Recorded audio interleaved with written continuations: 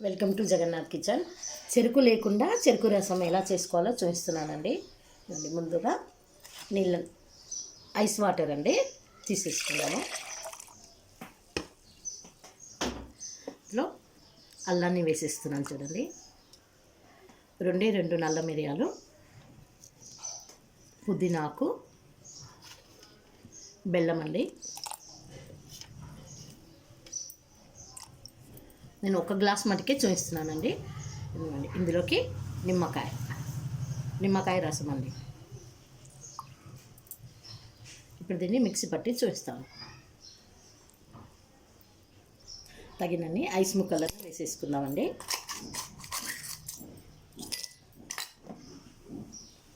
ఇప్పుడు చెరుకు రసాన్ని తీసేసుకుందామండి.